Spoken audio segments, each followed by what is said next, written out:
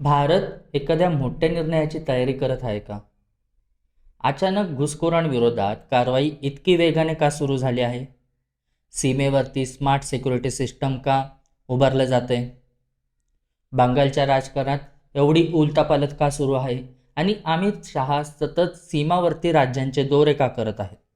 हा सगळा प्रकार फक्त NRC, SIR किंवा महिला आरक्षण पुरता मर्यादित आहे, की यामागे आणखी एखादा मोठा प्लॅन आहे? चला संपूर्ण विषय समजून घेऊया. नमस्कार, आणि तुम्ही बघताय मी मराठी कॉमन मॅन. गेल्या काही महिन्यांपासून देशात अनेक घडामोडी एकाच वेळी घडताना दिसत आहेत. पहिल्या नजरेत या सगळ्या घटना एकमेकांशी संबंधित नसल्या असं वाटतं, पण जर सगळ्या गोष्टी एकत्र जोडून पाहिल्या तर एक वेगळं चित्र समोर येत आहे. एका बाजूला घुसखोरांविरोधात मोहीम सुरू आहे, दुसऱ्या बाजूला स्मार्ट बॉर्डर प्रोजेक्ट वेगाने पुढे जात आहे. CAA, UCC, SIR, NRC या सगळ्यांवरती पुन्हा चर्चा सुरू झाली आहे. आणि याच वेळी राजकीय पक्षांमध्येही मोठे बदल दिसायला लागले आहेत. प्रश्न असा आहे की हा सगळा योगायोग आहे, की सरकार एखाद्या मोठ्या परिस्थितीसाठी आधीपासूनच तयारी करत आहे? चला एक एक मुद्दा आपण समजून घेऊया. सुरुवात करूया 11 जुलैच्या एका महत्त्वाच्या बातमीपासून. कर्नाटकमध्ये 8 बांगलादेशी घुसखोरांना अटक करण्यात आली. चौकशीत समोर आलं की हे लोक 3 महिन्यापूर्वी पश्चिम बंगालमधील मुर्शिदाबाद सीमेतून भारतात घुसले होते. मुर्शिदाबाद, मालदा आणि उत्तर 24 परगणा हे जिल्हे याआधीही घुसखोरीच्या चर्चेत अनेकदा आले आहेत. म्हणजे सीमेवरच नाही तर देशभरात अवैध घुसखोरांची ओळख पटवण्याचं काम मोठ्या प्रमाणात सुरू आहे. आणि याच दरम्यान केंद्रीय गृह मंत्रालयाने स्मार्ट बॉर्डर सिक्युरिटी सिस्टमची घोषणा केली. सरकारचं म्हणणं आहे की जम्मू काश्मीर, ईशान्य भारत आणि बांगलादेश सीमेवरती आधुनिक तंत्रज्ञानाच्या मदतीने 24 तास नजर ठेवली जाईल. गृहमंत्री अमित शहा वारंवार सांगत आहेत की सीमा सुरक्षा आता फक्त जवानांवरती अवलंबून नसेल. जर आर्टिफिशियल इंटेलिजन्स, ड्रोन, थर्मल कॅमेरे, रडार, स्मार्ट फेसिंग आणि अत्याधुनिक सेन्सर यांचा वापर केला जाईल, म्हणजे सीमेवर कोणतीही संशयास्पद हालचाल जरी झाली तर ती क्षणात अलर्ट मिळेल.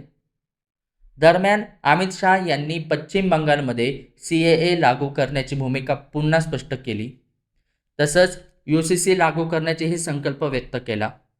सरकारचं म्हणणं आहे की धार्मिक छळामुळे भारतात आलेल्या हिंदू शरणार्थींना नागरिकत्व दिलं जाईल, पण अवैध घुसखोरांवरती कडक कारवाई होईल. आणि त्याचवेळी मालदा सीमेजवळ BSFला मदत करण्यासाठी नवीन पोलीस ठाणी उभारण्याचा निर्णयही घेण्यात आला आहे. म्हणजे सीमावर्ती भागात सुरक्षा व्यवस्था आणखी मजबूत केली जात आहे. आणि आता राजकीय घडामोडींकडे वळूया.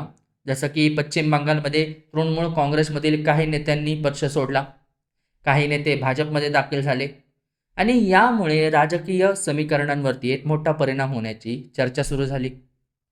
त्याचबरोबर TMCच्या 15 वर्षाच्या कारभारावरती श्वेतपत्रिका आणण्याचीही घोषणा करण्यात आली.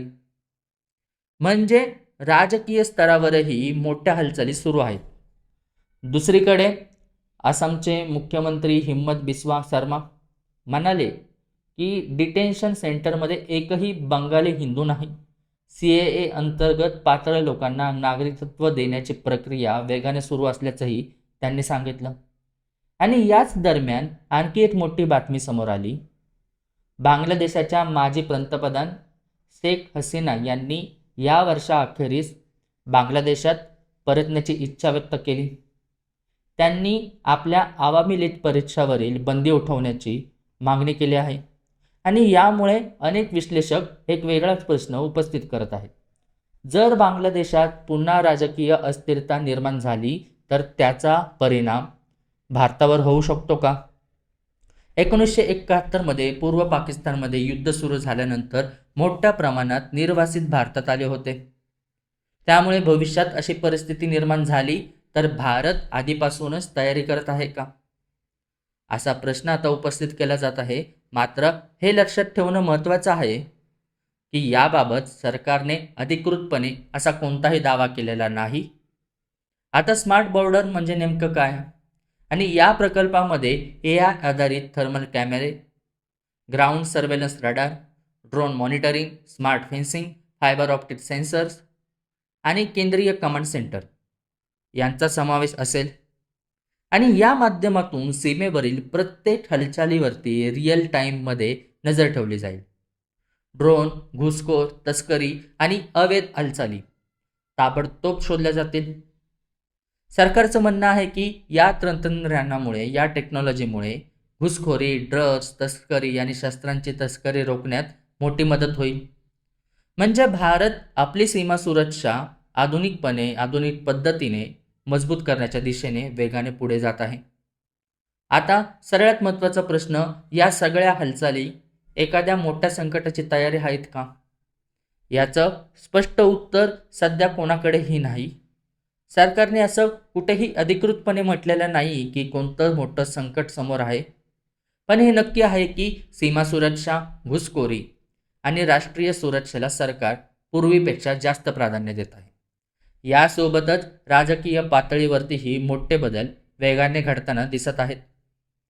पुढच्या काही महिन्यातच या निर्णयांचा देशाच्या राजकारणावरती आणि राष्ट्रीय सुरक्षेवरती नेमका काय परिणाम होतो हे पाहणं तेवढंच महत्त्वाचं ठरणार आहे. तुम्हाला काय वाटतंय? सरकार फक्त सीमा सुरक्षा मजबूत करत आहे की यामागे आणखी एखादी मोठी रणनीती आहे? तुमचं मत कमेंटमध्ये नक्की सांगा आणि व्हिडिओ आवडला असेल तर लाईक आणि शेअर करा.